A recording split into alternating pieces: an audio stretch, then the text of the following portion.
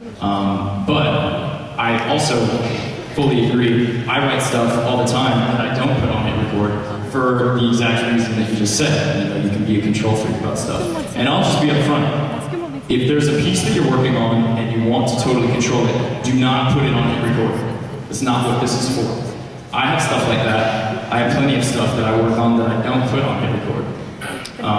Because it's not a place for control freaks. It's a sort of a place for the opposite. But if you have a piece, you're like, you know, I don't know where this one's going exactly. I like some things about it, but I'm not really sure where to go with it, or I'd be curious to see somebody make some drawings out of it, or I'd just be curious to see what happens to it. Or because you want to throw it into the pile and maybe like I'll end up making a short film out of it.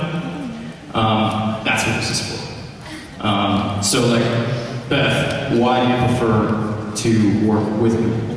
I have my associate's in marketing, and but I don't consider myself to be creative.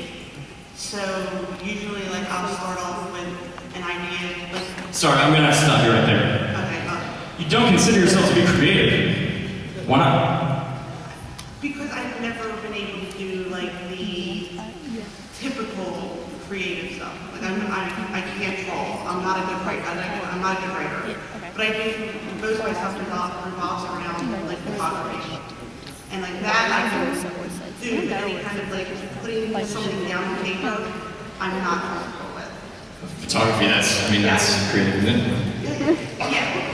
But like I don't know. It was always for me for the, like I said, typical. Like when you're in school and they want you to draw or write a story, I can never do that. And so that's why. Sure, but there's different forms. I'm shit for drawing also. No good. Right. But and sometimes I definitely feel like I'm not creative at all because I can't fucking do whatever. Well, I did marketing things. Like I work on marketing pieces, and I found that I am creative. Yes. What? Do you have a Twitter account? Yeah. Did you already submit a question? Yeah. Do you want to submit more? No, but if the more you're on the internet, the more my battery is going to drain. Oh wait, So there you have it. That's perfectly. Look, I love a poet, and I have my moments where I'm like, yeah, I sit in this room alone, gonna make something beautiful, and that's awesome, isn't it, Lauren? Yeah. But there's also moments where I'm working. Like a movie set. You can't make a traditional movie alone. You can make movies listening alone. But not to belabor the point, but I think it records sort of perfect for you because that's exactly what goes on there. Is people sort of throw out ideas, show stuff. It doesn't have to be finished. It doesn't have to be great. It can be just kind of a raw feeling or an idea, or you can pick up where someone left off. Say like, I like what this person's doing. What they really need is blah blah blah blah blah. I can recut this for them. I can rewrite this for them. Or I know just the photo. I saw another photo on your record that would go perfectly with this piece of writing. That kind of thing is exactly what we need. So I'm glad to hear from both of you. So let's hear it for them, guys.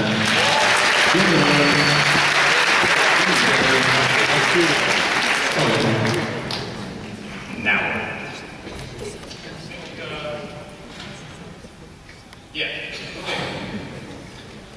I want to get a bit more into exactly how we make stuff on hit record, and I think the best way to begin to explain it to you is just to show you something that we've made. So I'm going to play a short film. This is something that hundreds of people all over the world worked on. It's screened at the last South by Southwest festival.